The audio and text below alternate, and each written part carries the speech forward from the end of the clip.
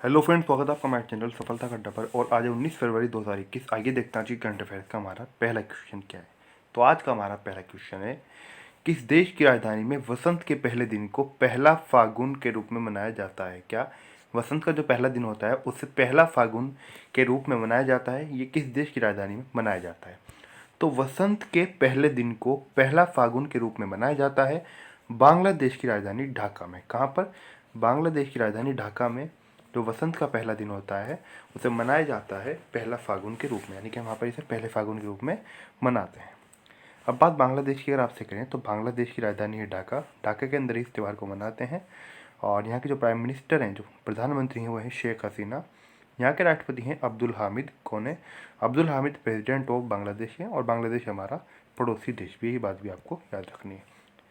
अब हमें यहाँ पर विकल्प के रूप में दो और नाम मिले हैं, पाकिस्तान और चीन। ये चीन और पाकिस्तान दोनों की अगर हम बात करें तो दोनों ही क्या है, हमारे पड़ोसी देश भी हैं। अब इनके बारे में जानते हैं। पाकिस्तान की अगर हम बात करें आपसे तो पाकिस्तान की राजधानी है इस्लामाबाद। क्या है? इस्लामाबाद यहाँ की राजधानी है, यानी कैपिटल ऑफ पाकिस्तान है। प्रधानमंत्री हैं यहाँ के इमरान खान। क्या? इमरान खान पाकिस्तान के प्रधानमंत्री हैं। इमरान खान से एक बात और याद रखनी है, ये एक अंतर्राष्ट्रीय क्रिकेटर भी रह चुके हैं। बात अगर आरिफ अलवी के बारे में करें तो आरिफ अलवी हैं कौन? आरिफ अलवी हैं यहाँ के राष्ट्रपति। तो राष्ट्रपति आरिफ अलवी, प्रधानमंत्री इमरान खान और राजधानी इस्लामाबाद। साथ के साथ आपको ये चीज़ें याद भी हो रही होंगी। और आप में से जो भी स्टूडेंट नोट्स नहीं बना रहा तो साथ के साथ इसके नोट्स बनाते चलें। चीन की अगर बात करें तो राजधानी यहाँ की यानी कैपिटल ऑफ चाइना बीजिंग है। राष्ट्रपति यहाँ के शी जिनपिंग हैं। और अगर हम बात करें करेंसी की, चाइना की करेंसी क्या है तो रेन मिनबी यहाँ की करेंसी। क्या है? रेन मिनबी। और बीजिंग क्या है? यहाँ की राजधानी है चाइना की। अब आगे बढ़ते हैं, देखते हैं अगला क्वेश्चन क्या है। तो अगला क्वेश्चन है हमारा, 16 फरवरी 2021 को किसका 74वां स्थापना दिवस मनाया गया? कौन सा स्थापना दिवस? 74वां स्थापना दिवस, 74। तो 16 फरवरी को 74वां स्थापना दिवस मनाया गया दिल्ली पुलिस का। किसका? दिल्ली पुलिस का मनाया गया, दिल्ली पुलिस। अच्छा, दिल्ली पुलिस से एक बात और आप विशेष रूप से याद रखें, दिल्ली पुलिस जो आती है ये आती है गृह मंत्रालय के अंतर्गत। किसके अंतर्गत? दिल्ली पुलिस दिल्ली सरकार के अंतर्गत ना आकर ये आती है गृह मंत्रालय के अंतर्गत, यानी कि केंद्र सरकार के अंतर्गत आती है। और जो दिल्ली पुलिस की जो प्रभारी हैं वह हैं केंद्रीय गृह मंत्री। कौन है? हमारे अमित शाह। अमित शाह क्या है? गृह मंत्री हैं, यानी कि दिल्ली पुलिस की जो भी कुछ कार्रवाई होगी, जो भी कुछ सारा कार्य होगा वो सारा अमित शाह के अंडर में होगा, यानी कि गृह मंत्री के। वर्तमान में तो अमित शाह है गृह मंत्री, जो भी होगा जिसकी भी केंद्र सरकार होगी। अब दिल्ली पुलिस को गृह मंत्रालय यानी केंद्र सरकार के अंतर्गत क्यों रखा गया है, इसका कारण क्या है? क्योंकि दिल्ली के अंदर क्या है, दिल्ली देश की राजधानी है, आप सभी को पता है। दिल्ली के अंदर संसद भवन है। और दिल्ली के अंदर जितने भी देश हैं अलग अलग, उनके सभी के दूतावास हैं, यानी कि उन सभी के क्या है, एम्बेसी वगैरह हैं। इसके अलावा सुप्रीम कोर्ट भी कहाँ पर है? Supreme court. इस तरह की मतलब जितनी भी चीज़ें आप बहुत सारी इस तरह की चीज़ देखते हैं, सब क्या है, राजधानी दिल्ली के अंदर है। तो राजधानी भी है और दिल्ली के अंदर ये सारी चीज़ें भी हैं। तो इसी को देखते हुए किसी प्रकार का कभी कोई राजनीतिक थोड़ा बहुत चलता रहता है सरकारों के अंदर, यानी कि स्टेट और सेंट्रल के अंदर। तो कभी भी किसी प्रकार का थोड़ा बहुत भी इस चीज़ को, यानी कि इस चीज़ की संवेदनशीलता रखी गई, तो इसको क्या किया है दिल्ली पुलिस को। हालांकि अगर हम दिल्ली एक केंद्र शासित प्रदेश है, दिल्ली के अलावा अगर हम जो और केंद्र शासित प्रदेश को हम देखें, लद्दाख है, पुदुचेरी, तो उनकी पुलिस उसी राज्य के अंदर जिसकी भी सरकार होगी, जिस भी दल की होगी, जो भी वहाँ का मुख्यमंत्री होगा, उसके अंतर्गत कार्य करेगी जो वहाँ का राज्य है। लेकिन दिल्ली भी एक केंद्र शासित प्रदेश है, लेकिन यहाँ पर ऐसा नहीं किया गया। यहाँ की जो पुलिस को अंतर्गत रखा गया है वो किसके? वो अंतर्गत रखा गया है केंद्र सरकार के। तो दिल्ली पुलिस किसके अंडर में आती है? केंद्र सरकार के अंडर में। यानी कि जो यहाँ की कानून व्यवस्था इत्यादि होगी वो सब दिल्ली पुलिस जो होगी वो केंद्र सरकार के अंतर्गत होगी। अब केंद्र में किसी की भी सरकार रहे इससे फर्क नहीं पड़ता, सरकारें आती जाती रहती हैं, लेकिन दिल्ली पुलिस हमेशा केंद्र सरकार के अंतर्गत रहेगी। अब बात कर लेते हैं दिल्ली की, क्योंकि दिल्ली का यहाँ पर नाम आया तो दिल्ली के मुख्यमंत्री हैं अरविंद केजरीवाल।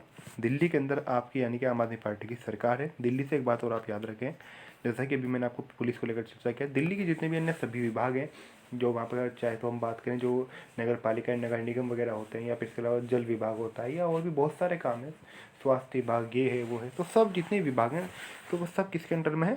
वो सब दिल्ली सरकार, यानी कि दिल्ली में, दिल्ली राज्य में जिसकी सरकार होगी, पुलिस को छोड़कर वो सभी विभाग उसके अंडर में होंगे। अब दिल्ली के अगर मुख्यमंत्री की, उप मुख्यमंत्री की बात करें तो उप मुख्यमंत्री यहाँ के मनीष सिसोदिया हैं। उपराज्यपाल यहाँ के अनिल बैजल हैं। उपराज्यपाल की नियुक्ति इसलिए होती है क्योंकि दिल्ली एक केंद्र शासित प्रदेश है, यानी कि यूनियन टेरेटरी है, ये बात भी आपको याद रखनी है। ये अनिल बैजल जो हैं ये एक IAS अधिकारी हैं, वर्तमान में लेफ्टिनेंट गवर्नर हैं, यानी कि उपराज्यपाल हैं दिल्ली के।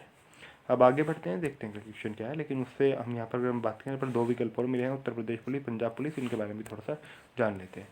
उत्तर प्रदेश की बात करें तो उत्तर प्रदेश की राजधानी है लखनऊ। क्या लखनऊ उत्तर प्रदेश की राजधानी? ये बात आपको याद रखनी है। लखनऊ से 2 या 3 क्वेश्चन परीक्षाओं के अंदर पूछ ली जाते हैं। एक बात आपको याद रखनी है, नवाबों का शहर किसे कहा जाता है? तो आपको याद रखनी है, नवाबों का शहर कहा जाता है लखनऊ को। एक और क्वेश्चन है, पूछ लिया जाता है कि लखनऊ किस नदी किनारे स्थित है? तो लखनऊ गोमती नदी किनारे स्थित है।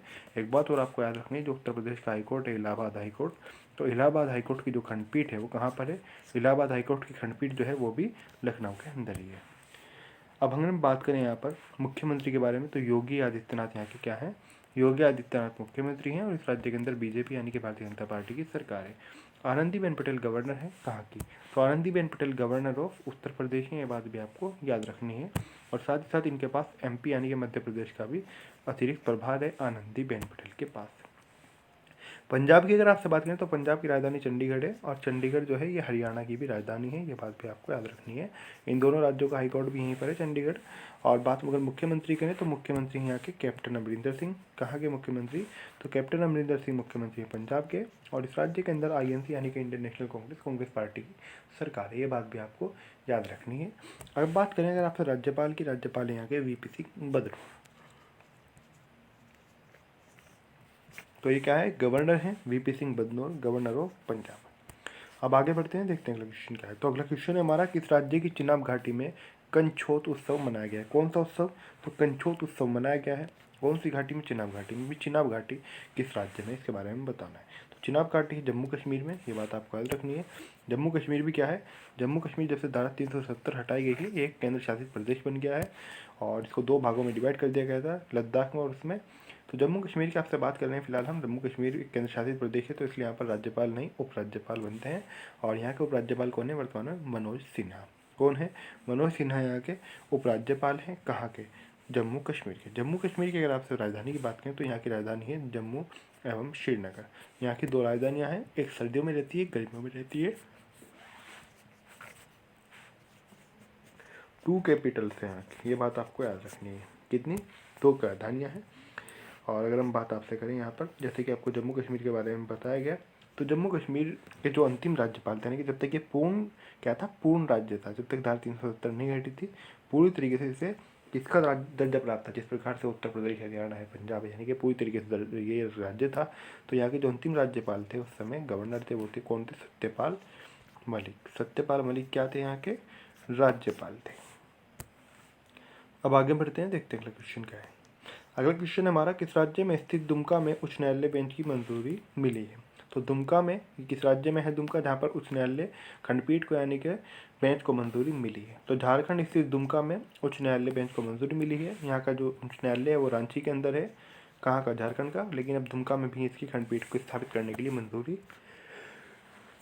मिल गई है, ये बात आपको याद रखनी है।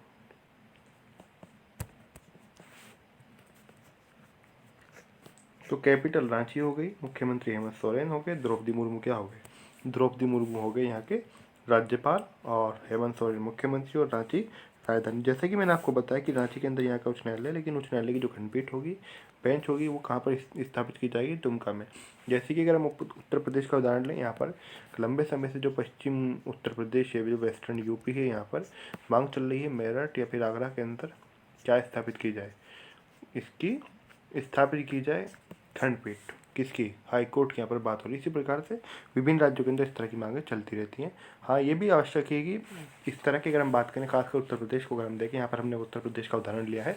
उत्तर प्रदेश के अंदर वास्तविक अगर हम देखें वास्तविक रूप से, तो इसकी पश्चिम उत्तर प्रदेश के अंदर आवश्यकता भी है।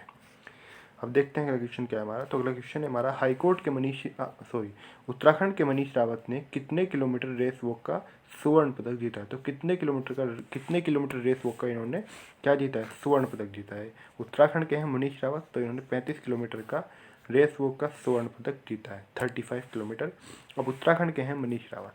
अब इनकी अगर हम बात करें तो उत्तराखंड राज्य की, क्योंकि उत्तराखंड से हैं तो उत्तराखंड की राजधानी है 2, देहरादून व गैरसैंण। उत्तराखंड का जो बनाया गया था, यानी कि जो उत्तराखंड जो राज्य बना था, भारत के अंदर 3 नए राज्य बनाए गए थे 2000 में। इन राज्यों के अंदर एक तो था झारखंड, एक था इसके अंदर छत्तीसगढ़, और एक उस समय राज्य बनाया गया था उत्तरांचल।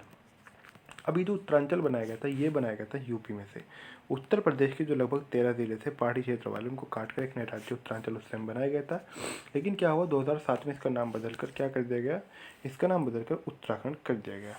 तो उत्तराखंड इसका नाम कर दिया गया 2007 में। देहरादून यहाँ की राजधानी है। गैरसैंण एक और नई यहाँ पर राजधानी बनी है। गैरसैंण जो है लगभग 1 साल पहले यहाँ की राजधानी बनी है। और नैनीताल की अगर हम बात करें तो नैनीताल के अंदर क्या है, नैनीताल में है यहाँ का हाई कोर्ट है। किसका हाई कोर्ट है? उत्तराखंड का, यानी कि उत्तरांचल का। मुख्यमंत्री की अगर आपसे बात करें तो यहाँ पर के मुख्यमंत्री हैं कौन? मुख्यमंत्री यहाँ के त्रिवेंद्र सिंह रावत। और यहाँ पर सरकार किसकी है? बीजेपी की, यानी कि भारतीय जनता पार्टी की यहाँ पर सरकार है। अब बात अगर आपसे करें राज्यपाल के बारे में तो राज्यपाल है यहाँ की कौन? बेबी रानी मौर्य राज्यपाल हैं उत्तराखंड राज्य की। अब आगे बढ़ते हैं, देखते हैं अगला क्वेश्चन क्या है। तो अगला क्वेश्चन है हमारा, अजय मल्होत्रा HRC सलाहकार समिति के अध्यक्ष चुने जाने वाले कौन से में भारतीय बन गए हैं? तो ये कौन से नंबर के भारतीय बन गए हैं जो HRC सलाहकार समिति के अध्यक्ष चुने गए हैं? तो ये पहले अध्यक्ष बने हैं, यानी कि पहले भारतीय अध्यक्ष, यानी कि भारत से कोई पहला व्यक्ति है जो HRC सलाहकार समिति का अध्यक्ष बना गया है, अध्यक्ष के रूप में यानी कि चुना गया है। तो ये कौन है? अजय मल्होत्रा को HRC सलाहकार समिति के अध्यक्ष के रूप में चुना गया है। पहले भारतीय हैं अजय मल्होत्रा। अब ये HRC क्या है, इसके बारे में थोड़ा सा जानते हैं। HRC की अगर आपसे बात करें तो इसका नाम हो जाएगा मानवाधिकार परिषद। मानवाधिकार परिषद अंग्रेजी में कहेंगे, यानी कि इंग्लिश में ह्यूमन राइट्स काउंसिल। क्या? ह्यूमन राइट काउंसिल, यानी कि HRC। HRC यानी कि मानवाधिकार परिषद की अगर हम बात करें आपसे तो इसकी स्थापना 15 मार्च 2006 में हुई थी और इसका मुख्यालय वाशिंगटन DC में है। कहाँ पर? 15 मार्च 2006 में इसकी स्थापना हुई थी और इसका मुख्यालय कहाँ पर है? वाशिंगटन DC में इसका मुख्यालय है। अब आगे बढ़ते हैं, देखते हैं अगला क्वेश्चन क्या है। तो अगला क्वेश्चन है हमारा, किस केंद्र शासित प्रदेश में जीरो कोविड बाई फरवरी 28 अभियान शुरू किया गया है? ये कौन सा केंद्र शासित प्रदेश है जिसमें जीरो कोविड बाई फरवरी 28 अभियान शुरू किया गया है? तो ये अभियान शुरू किया गया है पुडुचेरी में। कहाँ शुरू किया गया है? पुडुचेरी में इस अभियान को शुरू किया गया है, ये बात आपको याद रखनी है। तो पुडुचेरी में किया गया। पुडुचेरी हाल ही में चर्चा में रहा है क्योंकि यहाँ की राज्यपाल उपराज्यपाल थी यहाँ की किरण बेदी, जो कि भारत की प्रथम IPS अधिकारी थी। ये तो खैर अलग क्वेश्चन है, भारत की प्रथम महिला IPS अधिकारी रही हैं ये, प्रथम महिला IPS अधिकारी, ये बात आपको याद रखनी है। तो खैर अलग बात होगी। तो हम यहाँ पर बात कर रहे हैं किसकी? किरण बेदी की। किरण बेदी को लेकर काफ़ी चर्चा के अंदर है, रातों रात क्योंकि आदेश आता है एकदम राष्ट्रपति कार्यालय से और इनको हटा दिया जाता है, यानी कि यहाँ की उपराज्यपाल थी ये पुदुचेरी की, और इनकी जगह पर नई राज्यपाल को, यानी कि इनकी जगह पर इनके स्थान पर जो तमिलिसाई सौंदरराजन है उनको अतिरिक्त प्रभार दिया जाता है पुडुचेरी का। तो किरण बेदी इसलिए हाल ही में चर्चा में रही और इनको हटा दिया गया, यानी कि अब वर्तमान में यहाँ की उपराज्यपाल नहीं रही। अन्यथा अभी तक यहाँ की ये परसों तक भी यहाँ की उपराज्यपाल थी पुडुचेरी की। तो जीरो कोविड बाई फरवरी 28 अभियान शुरू किया है पुडुचेरी ने, बात आपको याद रखनी है। पुडुचेरी की आपसे बात करें तो केंद्र शासित प्रदेश है भारत का और मुख्यमंत्री यहाँ के हैं वी नारायण साम्य। कौन है? वी नारायण साम्य यहाँ के चीफ मिनिस्टर है, तमिलिसाई सौंदरराजन, जिनको हाल ही में यहाँ का प्रभार सौंपा गया है। वैसे अगर हम बात करें उपराज्यपाल, यहाँ पर लेफ्टिनेंट गवर्नर आएगा, यानी कि आप इससे पहले उप लिख लीजिए यहाँ पर राज्यपाल से पहले, क्योंकि उपराज्यपाल ही होता है केंद्र शासित प्रदेश के अंदर। तो उपराज्यपाल है तमिलिसाई सौंदरराजन। वैसे तमिलिसाई सौंदरराजन है कहाँ की राज्यपाल अगर हम देखें तो ये राज्यपाल है तेलंगाना राज्य की। कौन से राज्य की? तेलंगाना की। तेलंगाना की राजधानी क्या है? हैदराबाद है यहाँ की राजधानी, ये बात भी आपको याद रखनी है। और इसका गठन हुआ था 2 जून 2014 में। ये उस समय भारत का कौन सा राज्य बना था? 29वां नया राज्य भारत का बनाया गया था। क्या? तेलंगाना। कौन से राज्य में से काट कर बनाया गया था? आंध्र प्रदेश में से काट कर बनाया गया था। देखिए आपके कितने सारे क्वेश्चन यहाँ से क्लियर हो रहे हैं। तो इसकी क्लास को ज़्यादा से ज़्यादा शेयर करें अपने फ्रेंड के साथ में, जो भी आपके पास ग्रुप है, फेसबुक पर हो, व्हाट्सअप पर हो, इंस्टा, जहाँ पर भी आपके पास किसी प्रकार ग्रुप हो, पेज हो, वहाँ पर ज़रूर शेयर करें। क्लास को ज़्यादा से ज़्यादा शेयर करें। और अभी तक आप सब्सक्राइब तो चैनल को कर ही चुके होंगे। संघ सरकार ने विज्ञान और प्रौद्योगिकी विभाग और पृथ्वी विज्ञान मंत्रालय के बजट में कितनी वृद्धि की है? कौन से में? एक तो संघ सरकार ने विज्ञान और प्रौद्योगिकी विभाग और पृथ्वी विज्ञान मंत्रालय के बजट में 30% यानी कि 30% की वृद्धि की है। ये वृद्धि किसने की है? तो ये वृद्धि की है संघ सरकार ने, यानी कि केंद्र सरकार ने। अब अगला क्वेश्चन है हमारा, KFON के तहत कितने लाख परिवारों को मुफ्त इंटरनेट सुविधा मिलेगी? कौन से? KFON के तहत। तो KFON के तहत कितने लाख परिवारों को मुफ्त इंटरनेट सुविधा मिलेगी? तो ये सुविधा मिलेगी 20 लाख परिवारों को। कितने परिवारों को? 20 लाख परिवारों को क्या मिलेगी? 20 लाख परिवारों को मिलेगी फ्री में इंटरनेट सुविधा। तो फ्री में इंटरनेट सुविधा मिलेगी 20 लाख परिवारों को। अब हम इसी के अंदर KFON की बात करें तो इसका पूरा नाम है केरला फाइबर ऑप्टिक नेटवर्क। क्या? केरला फाइबर ऑप्टिक नेटवर्क इसका नाम है। किसका? Kerala fibre optic network KFON का। अब केरल की अगर आपसे बात करें तो केरल की राजधानी है तिरुवनंतपुरम, मुख्यमंत्री यहाँ के हैं पिनरई विजयन, राज्यपाल यहाँ के आरिफ मोहम्मद खान। कौन है? आरिफ मोहम्मद खान राज्यपाल हैं, पिनरई विजयन क्या है? मुख्यमंत्री हैं, और राजधानी है यहाँ की तिरुवनंतपुरम। अगला क्वेश्चन है हमारा, किस राज्य के मुख्यमंत्री ने माँ योजना शुरू की है? तो माँ योजना शुरू की है किस राज्य के मुख्यमंत्री ने की है? पश्चिम बंगाल के मुख्यमंत्री हैं। तो पश्चिम बंगाल के मुख्यमंत्री हैं कौन? ममता बनर्जी। तो ममता बनर्जी ने इस योजना को शुरू किया। ममता बनर्जी की अगर आपसे बात करें, देखिए हम पहले बात करते हैं पश्चिम बंगाल की। तो पश्चिम बंगाल की जो राजधानी है, जो कैपिटल है, वो है कोलकाता, और इस राज्य के अंदर जो सरकार है वो है तृणमूल कांग्रेस की। किसकी? तृणमूल कांग्रेस की यहाँ पर सरकार है, इससे ही है, और इसकी प्रमुख भी है ममता बनर्जी, जो कि CM है बंगाल की। पश्चिम बंगाल की मुख्यमंत्री है ममता बनर्जी, और राज्यपाल यहाँ के जगदीप धनखड़, यानी कि गवर्नर ऑफ वेस्ट बंगाल हैं कौन? जगदीप धनखड़। ये बात आपको याद रखनी है, जगदीप धनखड़ यहाँ के राज्यपाल है। अब ये योजना है क्या? तो माँ योजना को जानते हैं। इस योजना के तहत क्या होगा? इस योजना के तहत गरीबों को 5 रुपये में भरपेट भोजन उपलब्ध कराया जाएगा। क्या? 5 रुपये में भरपेट भोजन उपलब्ध कराया जाएगा। किसको? गरीबों को। ये बात आपको याद रखनी है, 5 रुपये में। तो यही है क्या? माँ योजना है, जिसकी शुरुआत किसने की है? ममता बनर्जी ने, जो कि मुख्यमंत्री हैं कहाँ की? पश्चिम बंगाल की। तो आज की जो हमारी करंट अफेयर्स है वहीं पर समाप्त होती है, लेकिन उससे पहले यहाँ पर 2 विकल्प हमारे बचे हुए हैं, इनके बारे में थोड़ा सा जान लेते हैं। अगर हम बात कर रहे हैं यहाँ पर आपसे राजस्थान के बारे में, तो यहाँ की राजधानी है जयपुर, और यहाँ के मुख्यमंत्री कौन है? अशोक गहलोत।